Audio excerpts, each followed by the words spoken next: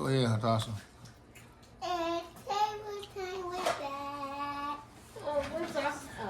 All right, fantastic. Now, I know it's become a thing, table time with Dad. Everybody wants to say it. All right, so when we, except for you, who's going to try to say it last night. But anyways, we catch it right back up to where we left off. Now, when we left off, remember, Messiah, we're in, right now we're going to be in Matthew 12, verses, as much as we can get to 12, all right? When we last left off, remember, what was that support? You got something to add? When we last left off, Messiah was saying that he does only what the Father is doing. And the people, the religious leader, are saying we follow Moses and we do everything Moses says. And Messiah says Moses is going to be the very one to condemn you. The same Moses that y'all are talking about. So he ain't tell y'all to do none of the stuff that y'all are doing. You understand? All right. So after this, seems like Messiah's at a lot of parties. And so, and hanging out. Now after this, Yahshua went through the grain fields on the Sabbath. Again, he is doing this on purpose, guys. So it's the Sabbath day, and he's in the grain field. Imagine a cornfield or something like that, you know. Do you have it in your mind? Beautiful cornfields, rolling hills, beautiful day, and we out for a walk. Yeshua and his crew. All right. They got hungry, and they began to pick some of the heads of grain and eat them. When the Pharisees saw this, remember, Messiah is talking about a way of life, and people are following him, guys, as he just lived his life. No different than Ezra going to the grocery store with me. Well, how we go to the grocery store, we just do regular stuff. Just think about that. You live in a regular life, but with a whole bunch of people with you. You know what I'm saying? This is how Messiah is moving. Yeshua is moving. So he's got hungry, and they started eating the grains out on the fields. The Pharisees saw this, and they said, "Look, your disciples are doing what is unlawful on the Sabbath." He answered, "Haven't you heard what David did when he and his companions were hungry? He entered the house of God, and he and his companions ate the consecrated bread, which was not lawful for them to do, but only for the priests. Or haven't you read that the law that on the Sabbath the priests in the temple desecrate the day and yet are innocent? I tell you that one greater than the temple is here.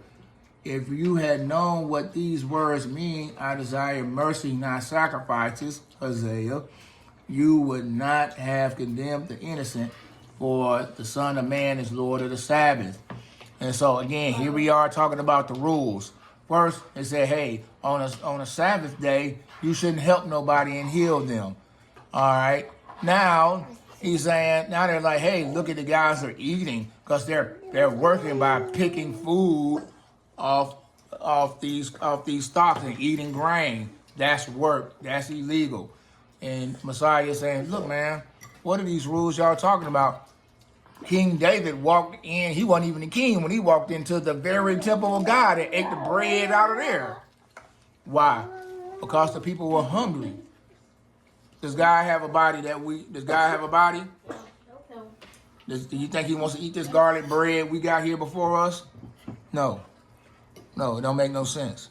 All right? The bread is for the people. If people are hungry and you got it, help them, okay?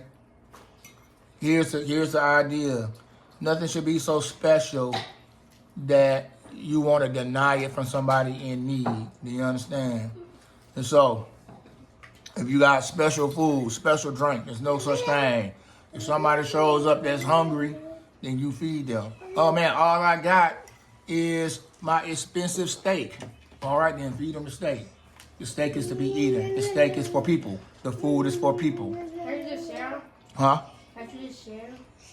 That's the point. Just share.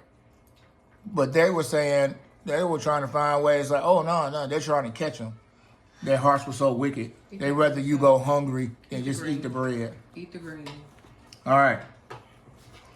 As we going on from that place, he went to their synagogue or church, and a man with a shriveled hand was there, looking for a reason to accuse Yeshua. They asked him, is it lawful to heal on the Sabbath? Now, what do you guys think? Is there ever a time when it's okay not to do good? No.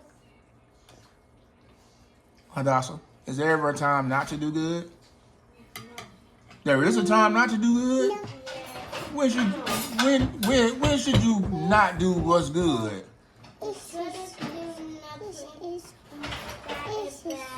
Oh, okay, never mind. He said, All right. it's very tight that you should not be good.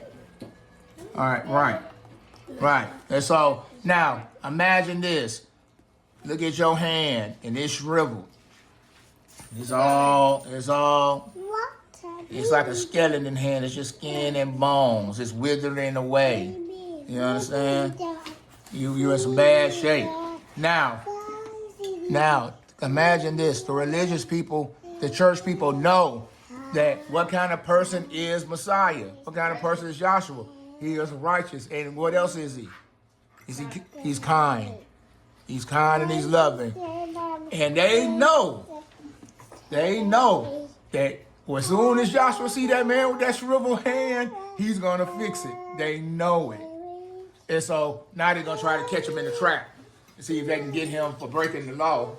And it's like, hey, is it illegal to heal somebody? Because that's work. Is it illegal to do that type of work on the Sabbath? And this is where they're at. And what does he say? He said to them, if any of you has a sheep and it falls into a pit on the Sabbath, will you not take hold of it and lift it out? How much more valuable is a man than a sheep? So he's like, hey, I bet you if you lose, I bet you, for our context, I bet you if you was on Highway I-20 and you got a flat tire, are you just gonna leave the car there? I bet you go get a spare tire and fix it, right? Even though it's the Sabbath. It was the day of rest. God says you can work on 6 days like he did. On the 7th day, you do not work. No, what is after the Sabbath? Whatever day you practice it. It's really an idea. The idea is being that I'm going to take a day where I will not work to give thanks to God for what he has given me. I have so much confidence in God that I don't need to work every day of the week. Are you doing that? No. You work every day of the week? No, but people would. That's why God created a Sabbath. It's like, look, I worked for 6 days and I took a break for one. You should do the same. Enjoy what you've been doing. Come on, man. Working it's not all about work. You understand? It's what he's saying. I know, baby girl. Oh, you want to get down? I'm sorry. Let me let you get down. All right, she probably coming to you, Tarn. That's how she moves. All right, anyways. And so, how much more valuable is a sheep than a man than a sheep? Therefore, is it lawful to do good on the Sabbath? Is his question. Then he said to the man, stretch out your hand. So he stretched it out, and it was completely restored, just as sound as the other one. But the Pharisees went out and plotted how they might kill Yahshua. Think about that. This man is in their synagogue. Listen. Hadassah, think about this. They see this man every day with this messed up hand. Every day. Again, this is the church. This is the synagogue. This is the religious folks. They see people coming up in that church every day, hurting, suffering, with one leg, playing bass on stage. And it's like, hey, none of them went to go help this man. No one helps the man, but God does. And that's problematic. They want to kill the man for that. They want to kill Yahshua for helping a man out. That's wickedness. Anyway, continuing on. Verse 15. Can you find verse 15? Chapter 12, verse 15. Demetrius Asher. And so we're on verse 15. Aware of this, Yeshua withdrew from that place. Many followed him, and he healed all their sick. Listen to that. Verse 15. He healed all. Do you understand? How is that different than man? Man ain't try to do nothing. We've seen that multiple times. They can't pick you up and put you in the water if you need help. You standing in their church with a shriveled up hand. They won't help. Sorry comes to help. They want to kill the man. For what? Helping people. Makes no sense. It's wickedness. You know Satan. You know these guys are demon possessed or something. All right. So what did he say? What does he say in verse 16? He says, after he said, warned the people, this is to fulfill what was spoken through the prophet Isaiah. Here is my servant whom I have chosen, the one who I love, in whom I delight. Listen, Isaiah, we read this. I will put my spirit on him, and he will proclaim justice to the nations. He will not quarrel. Listen, well, we just talked about fighting and all this stuff. What does it say about Messiah? He will not fight or cry out. No one will hear his voice in the streets. A bruised reed he will not break. A smoldering wick he will not pluck out till he leads justice to victory. In his names the nation will put their hope. So he's like, Jesus, Messiah, is so kind that even, like, he won't even step on a blade of grass that's bent. And for not trying not to destroy it, you know what I'm saying?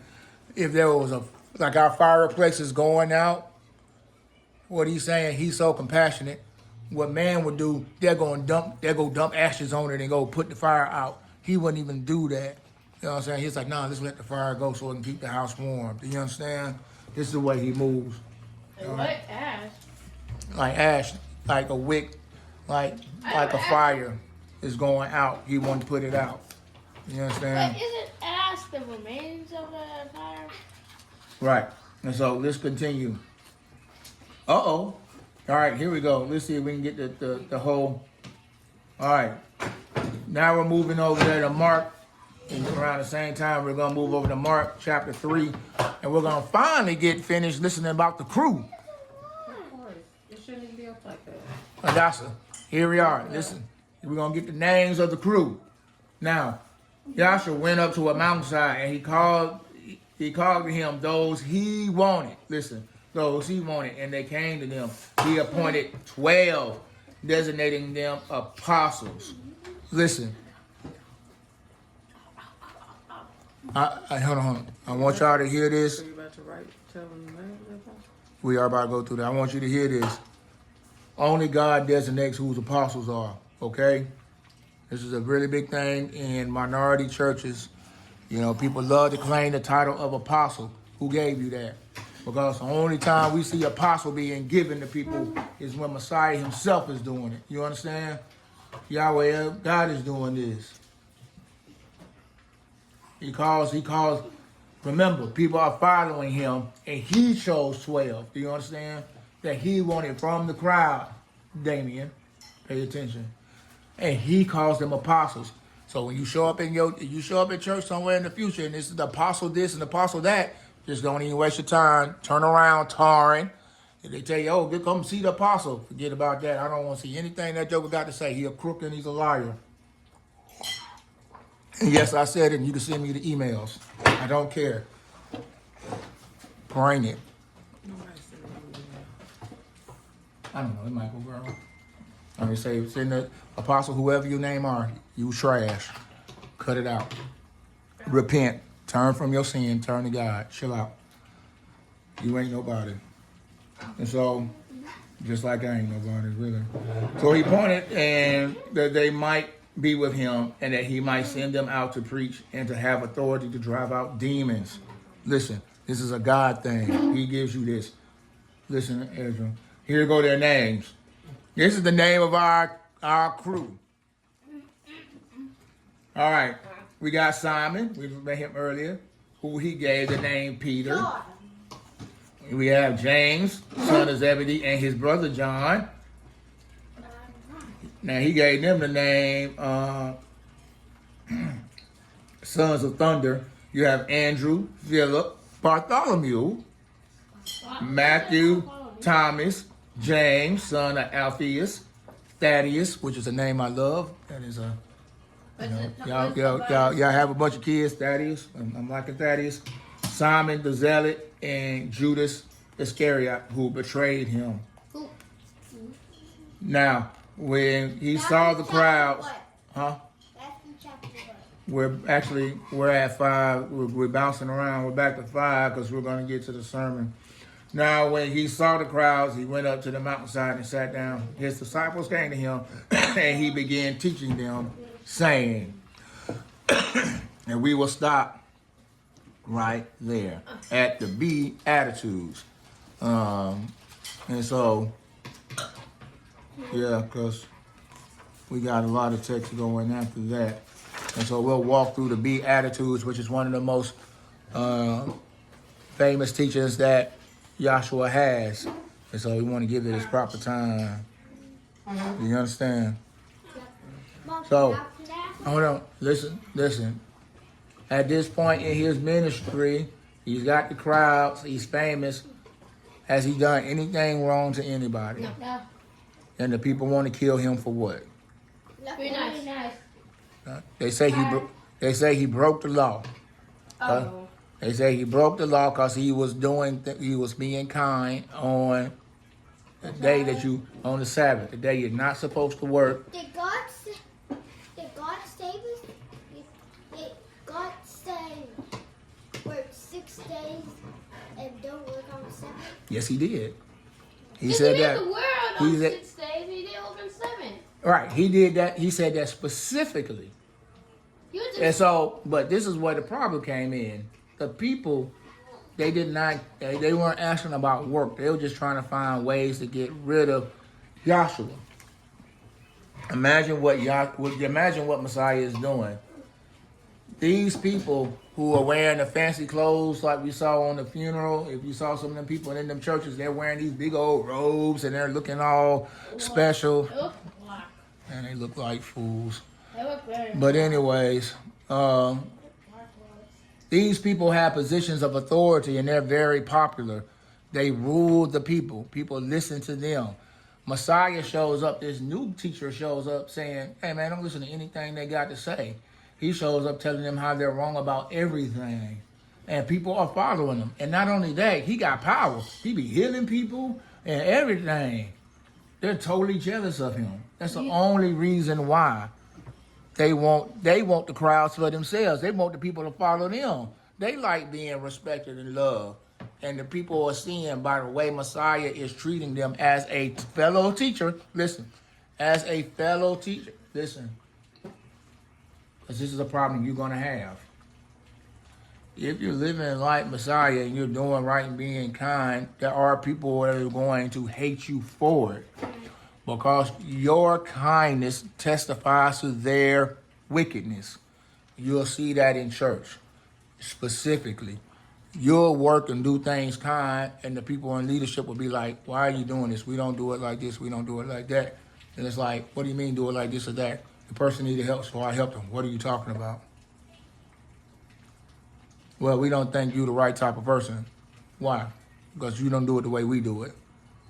But the way you're doing it ain't right. Hey, it's right because we say so. That's the problem that Joshua is walking into. That's the problem he's having. Is that he's a teacher just like the way they are, but what they teach and what he teaches is different, Demetrius. He's going to say, and he's going to call them out later on. He's going to say, y'all say do as I do, but not as I say. He's like, no, y'all do as I do, but not as I say. You don't practice what you preach. You know what I'm saying? But when you see Messiah, all he does, Joshua, he doesn't preach it at all. He lives it. You know what I'm saying? His disciples that he called, his apostles he called to preach, they will testify about what they see and what they're doing.